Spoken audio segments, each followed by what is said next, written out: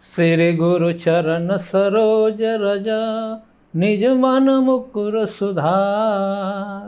बड़नो रघुबर विमल जसु जो दायक फल चार, जो दायक फल चार। जय श्री गुरु। आज मैं जिस मुद्दे पे बात करने वाला हूँ वह है धर्म की क्रांति।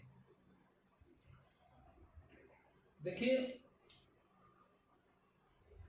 सतयुग से धर्म की भ्रांति और धर्म की क्रांति होते आई है। सतयुग में सुर असुरों में जो लड़ाई होती थी उसका दो ही प्रयोजन था, शिक्षित और अशिक्षित। और शिक्षित और अशिक्षित में हमेशा ये युद्ध रहता है, क्योंकि अशिक्षित अपना मनमानी करता है और शिक्षित जो होता है उनका शोषण करता है। तो शिक्षित होने का यह अर्थ नहीं है कि अशिक्षित को शोषण किया जाए। शिक्षित होने का सार्थकता उसी में है जो अशिक्षित को भी शिक्षित बना दिया जाए, नीच को भी ऊंच बना दिया जाए, असमर्थ को भी सामर्थ्य बना दिया जाए। ये शिक्षा का यह योगदान है, शिक्षित होने का यह अर्थ है। लेकिन धर्म के क्षेत्र में जो क्रांति आई वह कहाँ से आई? तो गौतम बुद्ध से धर्म के क्षेत्र में क्रांति आई। देखिए, भ्रांति सतयुग से त्रेता में जब राम अवतार हुआ, रामायण का जब अध्ययन करेंगे तो पता चलेगा। उसमें एक श्लोक आता है कि जब जब होई धर्म के हानि, बाढ़हि असुर अधम अभिमानी, तब तब प्रभु लेन विविध शरीरा, हरहु कृपा निधि सजन पीरा। देखिए, एक विद्यावान आदमी और एक विद्याहीन आदमी। तो विद्याहीन आदमी जो है वो कुछ भी कर सकता है क्योंकि वो विद्याहीन है, लेकिन जो विद्यावान आदमी है वह कुछ भी नहीं कर सकता है। हम इतिहास क्यों पढ़ते हैं? कि इतिहास के बुराइयों को दोहराने के लिए इतिहास पढ़ते हैं, कि इतिहास की बुराइयों को हम निकाल करके अपने आने वाले पीढ़ी को अच्छाई का मार्ग दे, इसलिए इतिहास पढ़ते हैं। देखिए, इतिहास जब मैंने पढ़ा तो उसमें बुद्ध की इतिहास आती है। गौतम भगवान बुद्ध वो भी भगवान के नाम से प्रचलित हुए। जिस तरह से राम जी, राजा दशरथ जी के पुत्र श्री राम जी भी भगवान के नाम से प्रचलित हुए। रामायण में भी ये बात आई है कि त्रेता युग आते आते राम का जन्म होते होते धर्म की हानि हो चुकी थी, इसलिए उनको अवतार लेना पड़ा। अब त्रेता युग से द्वापर युग में आइए, उसमें भी एक चौपाई आता है कि यदा यदा हि धर्मस्य ग्लानिर् भवति भारत, अभ्युत्थानम् अधर्मस्य तदात्मानं सृजाम्यहम्, परित्राणां साधूनां विनाशाय दुष्कृतां, धर्म संस्थापनार्थाय संभवामि युगे युगे। यह श्लोक क्या कहता है? त्रेता युग में जब हम कृष्ण का यह श्लोक पढ़ेंगे तो उस समय तक धर्म की ग्लानि हो चुकी थी, और धर्म की ग्लानि होने के चलते कृष्ण अवतार होता है और उन्होंने एक कर्म योग, ज्ञान योग, भक्ति योग का उपदेश करके कृष्ण ने लाखों लोगों का उद्धार किया। लेकिन वहां भी कृष्ण के साथ में भी लड़ने वाले अभिमानी लोग थे, असुर लोग थे। कृष्ण इनसे वंचित नहीं रह पाए। जिस तरह से राम के साथ में लड़ने वाले रावण की सेना थी, जिस तरह से शिव के साथ में लड़ने वाला असुरों का सेना था। लेकिन गौतम बुद्ध के साथ में सेम वही हुआ। लेकिन गौतम बुद्ध के बाद जो धर्म की क्रांति हुई, जो धर्म का जो विभाजन होना शुरू हुआ, एक्चुअली वो धर्म का विभाजन नहीं था, उस संप्रदाय का विभाजन था। बुद्ध के साथ में, क्योंकि कृष्ण और राम इनका जो इतिहास जब पढ़ा जाएगा तो उनके समकक्ष जो लोग उनसे लड़े हैं वो उनको नहीं समझ पाए हैं कि वो अवतारी भगवान थे, उनसे लड़े हैं। उसी तरह से बुद्ध का जब अवतार हुआ तो बुद्ध ने देखा, बुद्ध के साथ एक घटना घटी। बुद्ध का जब जन्म हुआ तो बुद्ध का जन्म में उनके पिताश्री ने ज्योतिषों से उनका नामकरण करवाया और उनकी भविष्य का, उनका जो हम नामकरण में बच्चे कैसा होगा हमारा बच्चा, ये जो बातें बताई जाती है, तो बुद्ध का जब ज्योतिषों ने जब ये बातें बताई तो उन्होंने कहा ये तो संन्यास योग में जाएगा। बात गौर से सुनिएगा, ध्यान से सुनिएगा, क्योंकि यहाँ से जो धर्म की क्रांति का जो बात है, गौतम बुद्ध के जन्म से ही धर्म की क्रांति शुरू हो गई। इस बात का यह इतिहास इस बात का गवाह है कि ज्योतिषों को संन्यास योग के बारे में कुछ पता नहीं था, इसलिए उन्होंने राजयोग में जाने के उपदेश गौतम बुद्ध के पिता को लोगों ने बताया कि आपका पुत्र तो राजा नहीं बनेगा, ये राज नहीं चलाएगा, यह सन्यासी बनेगा। राजा को चिंता हो गया। राजा बोलते हैं कि हमारा बेटा जब राजा नहीं बनेगा तो हमारा राज कौन चलाएगा, हमारा राज का देखभाल कौन करेगा। लेकिन न तो उस राजा को इस बात का पता था कि सन्यासी होना कितना बड़ा बात होता है, क्योंकि सन्यासी जो होता है ना वो महाराजा होता है और सन्यासी पूरे विश्व का नेतृत्व करता है और धर्म के मार्ग पे ले जाता है। सन्यासी का इतना बड़ा पद है, लेकिन इसने इतने बड़े पद को छोड़ करके एक राज्य का राजा बनाने के लिए जो गलती उनके पिताजी की है, यही गलती राम के पिताजी भी कर रहे थे। राजा ध्यान दीजिएगा कथाओं पे, राम को राजगद्दी दे करके राजयोग से बांधना चाहते थे, लेकिन राम गुरु वशिष्ठ के शिष्य थे, उनको संन्यास योग का पता था कि राज्य से बंधने के बाद हमारा क्या दुर्दशा होगा, और राज्य से हट करके जब हम सभी इस धरती के सभी संत महात्माओं से मिल करके और अपराधियों का जब मैं वध करूंगा, जब मैं राक्षसों का वध करूंगा, तब हमारा राज्य कैसा चलेगा। क्योंकि राजा बन जाते तो उस राज्य में दुराचारी रहते, तो दुराचारी उनको राज्य को चलने नहीं देते।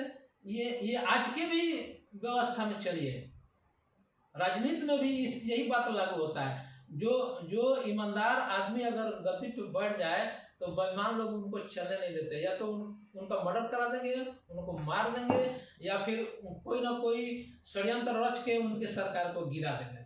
यही राजनीति आज राजनीति में भी चल रहा है, यही नीति। लेकिन गौतम बुद्ध के बाद जो धर्म के क्षेत्र में जो क्रांति आई, उनके जन्म से ही आई। संन्यास योग, अगर उन ज्योतिषाचार्यों को यह पता होता कि संन्यास का मतलब क्या होता है, तो वो राजा को सन्यासी बनने का उपदेश देते हैं। लेकिन उनके अंदर पूर्व जन्म की जो पात्रता थी, जो उनके जन्म होते ही उनका ज्योतिष बता रहा है कि यह सन्यासी बनेगा, ये तो बहुत बड़ा संत बनेगा, ये तो पूरे विश्व का नेतृत्व करेगा। लेकिन जब गौतम बुद्ध को इस बात का बोध होता है कि जीवन का मर्म क्या है, जीवन का रहस्य क्या है, तो वो जीवन के खोज में निकल जाते हैं। मैं विस्तारित कथा नहीं कह रहा हूँ, मेन पॉइंटों पे मैं प्रकाश डाल रहा हूँ। वह 4 बातों से वो जीवन के खोज में निकल गए। आदमी बूढ़ा क्यों होता है, आदमी बीमार क्यों होता है, आत्मा क्या है, आदमी मर क्यों जाता है, मरता है तो आत्मा जाती कहाँ है, और परमात्मा क्या होता है। यही 4 बात के खोज में वह निकल पड़े। और जब खोज के वापस आए तो उन्होंने क्या देखा, उन्होंने यही देखा कि हमारे समाज में धर्म के नाम पे जितना बड़े व्यापार हो रहे हैं, धर्म के नाम पे जितना बड़ा अत्याचार हो रहा है, और जिसके लिए धर्म बनाया गया है, जो दुखियों का दुख हरने के लिए, अज्ञानियों का अज्ञान हरने के लिए, नीच को ऊंच बनाने के लिए धर्म की स्थापना हुई। जब उन्होंने वास्तविक धर्म को जाना तो वो तो देखे यहाँ न कोई वैश्य है, यहाँ न कोई शूद्र है, यहाँ न कोई ब्राह्मण है, यहाँ न कोई क्षत्रिय है। उस समय तक हमारा समाज, आज भी हमारा समाज ये ब्राह्मण क्षत्रिय वैश्य शूद्र के जातिवाद के, धर्मवाद के, क्षेत्रवाद का आज भी शिकार है। आज भी इसका शोषण करके इस विषय को मुद्दा बना करके लोग समाज को बरगलाते हैं, और समाज इजीली इस पे बरगला जाता है क्योंकि ये उनके खून में है। हम वैश्य हैं, हम क्षत्रिय हैं, हम ब्राह्मण हैं, और ये चारों वर्ण जो है धर्म से वंचित हैं। इसलिए क्योंकि वो जातिवाद को महत्व दिए हैं, जातिवाद को श्रेष्ठ समझे हैं। लेकिन जाति से बड़ा धर्म होता है, और जो धर्म को जानता है वो जातिवाद में नहीं फंसता। जातिवाद में फंसने का अर्थ ही है अज्ञानी। जिसको ज्ञान होगा, हर इंसान को वो परम सत्ता ईश्वर ने बनाया है और धारण किया है और सब में रम रहा है। धर्म का मतलब ही है धारण करना, रमना। तो जो सब में रम रहा है, सबको धारण किया है, वह शूद्र और ऊंच नीच कैसे हो गया? यही बात जब गौतम बुद्ध को समझ में आई कि यहाँ तो सब दिव्य आत्माएं हैं और ये दिव्य आत्माओं के साथ इतना दुर्व्यवहार, उसको नीच कह के उसको और नीचे बनाया जा रहा है, उसको शिक्षा नहीं दिया जा रहा है। उस समय तक शिक्षा के क्षेत्र में भी सबको शिक्षा देने का अधिकार नहीं था। राजतंत्र की व्यवस्था थी, राजा जो मर्जी आता था वो करता था। गौतम बुद्ध देखे, बोले कि इस देश को, इस समाज को धर्म का ज्ञान बहुत जरूरी है। जब तक समाज इस जातिवाद में फंसा रहेगा वो धर्म के क्षेत्र में अग्रसर नहीं हो सकता है, धर्म को नहीं जान सकता है। सबसे ज्यादा आंदोलन तब हुआ जब बुद्ध का विरोध होने लगा, क्योंकि बुद्ध जो अपने आप को ऊंचा मान रहा है, जो अपने आप को शिक्षित मान रहा है, जो अपने आप को ज्ञानी मान रहा है, उसको कौन उपदेश देने जाएगा? तो गौतम बुद्ध ने जितने उस समय दलित थे, जिसको आज के डेट में वैश्य और शूद्र कहा जाता था, यही शिक्षा से वंचित थे, यही धर्म से वंचित थे। इनका धर्म यही समझा दिया गया था कि तुम राजाओं का गुलामी करो, राजाओं का सेवा करो, यही तुम्हारा धर्म है। इससे वंचित रखा गया था, उनको शिक्षा नहीं दी गई थी। गौतम बुद्ध ने घर घर जा करके, द्वार द्वार जा करके, गांव गांव जा करके जब शिक्षा देने लगे, जब धर्म का ज्ञान देने लगे, तो समाज में वही बात शुरू हुई जो शंकर भगवान के साथ हुआ था, जो राम भगवान के साथ हुआ था, जो कृष्ण भगवान के साथ हुआ था, वही बात बुद्ध भगवान के साथ में हुआ।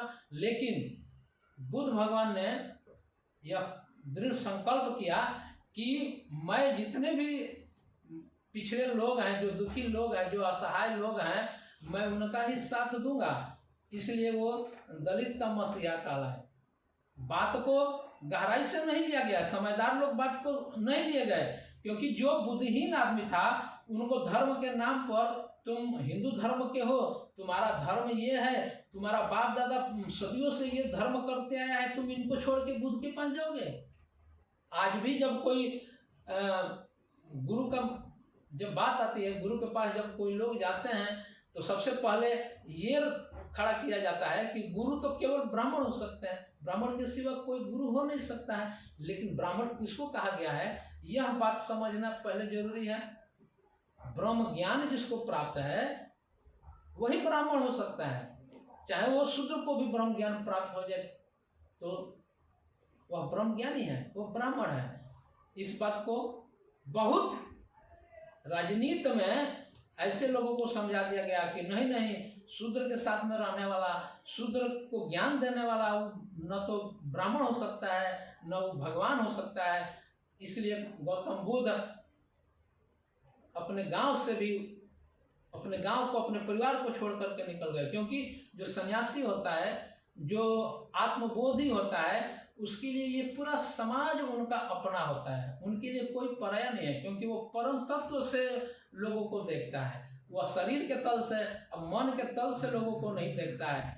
इसलिए वह उस तरह से व्यवहार करता है लोगों को जो धर्म की नीति है। धर्म की नीति में सब एक समान है, सब ईश्वर के ही अंश हैं, सब उनके ही संतान हैं, सब उनसे ही उत्पन्न हुए हैं।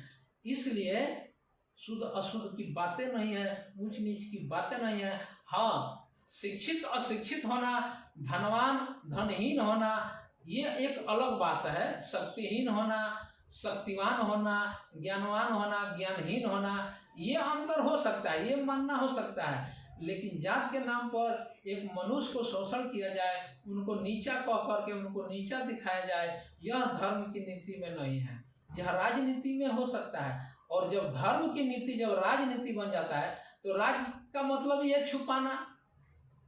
एक राज का मतलब है रहस्यों को जगाना। तो रहस्यों को जगाने में हमको राजनीति करने की क्या जरूरत है? धर्म की नीति कहता है कि सबको एक भाव से देखो, सबको एक समान देखो, समता की भाव लाओ, न ऊंच है न नीच है, एक समान है सब। और इस दृष्टि से समाज का उद्धार होगा, समाज में एकता होता है। और जिस समाज में एकता नहीं है वह समाज कभी भी विकास नहीं कर सकता है। जिस देश में एकता नहीं है, जिस देश में एक भगवान नहीं है, जिस देश में एक भाषा नहीं है, जिस देश में एकता नहीं है, वह देश कभी भी पराक्रमी नहीं हो सकता है। उस देश के अंदर इसी तरह से राजनीति होता रहेगा, इसी तरह से लोग कुरीतियों का शिकार होते रहेंगे, इसी तरह से लोग अधर्म के शिकार होकर के अपने जीवन को नष्ट करते रहेंगे, दूसरे के जीवन को नष्ट करते रहेंगे। लेकिन उसी बुद्ध को चक्रवर्ती सम्राट अशोक ने जाना। अशोक की माता शिव भक्त और अशोक को भी शिव भक्ति बताई थी। और अशोक चक्रवर्ती सम्राट होने के बाद भी जब वह व्यग्र हुआ, जब वह कलिंग के युद्ध से लौटा और जब कलिंग की राजकुमारी ने उसको बताया कि तुम अपने दंभ पाखंड और राजगद्दी के तुम ऐश्वर्य में चूर, मद में चूर, तुमने कितने माताओं को, कितने बहनों को तूने विधवा बनाया है, कितने बच्चों को तूने यतीम बनाया है, एक राजा का क्या कर्तव्य होता है, जाओ तुम पहले अपने गुरु से सीख के आओ। यह बात सुन करके अशोक सम्राट तिलमिला गया और उसके जेहन में ये बातें, क्योंकि राजा का मतलब होता है नेतृत्व करना और सब समाज का पालन पोषण करना, शोषण करना नहीं। लेकिन समाज में आप इतिहास उठाओ, जो राजा समाज का शोषण किया है उसका राज ज़्यादा दिन तक नहीं चला है, उसका राज नष्ट हो गया है। रावण भी एक राजा था, कंस भी एक राजा था, लेकिन उन्हीं के विपरीत एक राजा हुए, कृष्ण राजा हुए, महाराजा हुए। और इन्होंने समाज को क्या उपदेश दिया, वो भी कहे हैं कि सर्वम वसुदेव कुटुंबकम। कृष्ण कहीं नहीं कहे हैं कि तुम ऊंच हो, तुम नीच हो, तुम अधम हो। वो भी एक ही बात बोले हैं कि सर्वम वसुदेव कुटुंबकम, सब कोई वासुदेव का ही वंश है, अंश है, इसलिए सब उनका परिवार है। और इस दृष्टि से कृष्ण के साथ में वही लोग लड़े हैं जो जातिवाद को बढ़ावा देते हैं, जो धर्मवाद को बढ़ावा देते हैं और समाज को तोड़ करके राजनीति करना चाहते हैं, अपना सत्ता कायम करना चाहते हैं, धर्म की स्थापना नहीं होने देना चाहते हैं। धर्म के नाम पर पाखंड करेंगे, आडंबर करेंगे, लोगों को बरगलाएंगे और युवा पीढ़ियों को नचाएंगे और उनको गुमराह करेंगे, उनकी शिक्षा से नहीं, बढ़िया से शिक्षा नहीं देंगे, शिक्षा के नाम पर तरह तरह का जालसाजी करेंगे, पैसा अपने हड़प के खाएंगे। आज भारत की जो दुर्दशा है यह इसी गलत राजनीति के चलते है। और ये राजनीति आदि शंकर से लेकर के हर अवतारी पुरुष के साथ हुआ है। इसलिए हम इस देश के युवा भाई बहनों को हम यह संदेश देना चाहते हैं कि तुम इतिहास पढ़ो और इतिहास के हर जो मार्गदर्शक है, जो नेतृत्व करने वाला है, उसके बातों को ध्यान से सुनो, गौर से सुनो और तब जाकर के तुमको समझ में आएगा कि हमको अपने जीवन में क्या करना है और हमारा जीवन में हमारा मंगल किस तरह से होगा, हमारा कल्याण किस तरह से होगा। गौतम बुद्ध भी वही बात बताए हैं, वही सनातन धर्म के उपदेश दिए हैं जो शिव जी ने आदि में दिया था। लेकिन इस बात को समाज के कुछ लोगों ने शिव को अलग, बुद्ध को अलग करके और समाज को तोड़ के रखा और आज भी यह समाज में एक युद्ध का विषय बना हुआ है। ये बैकवर्ड फॉरवर्ड के नाम पर लाखों लोग लड़ते हैं, करते हैं, मरते हैं। इसलिए यह जातिवाद को अगर खत्म करना है तो धर्म को बहुत गहराई से समझना पड़ेगा। इसलिए यदा धर्मस्ततो जय धर्म दी मर्तरम दया, इसलिए धर्म को समझना सबके लिए जरूरी है।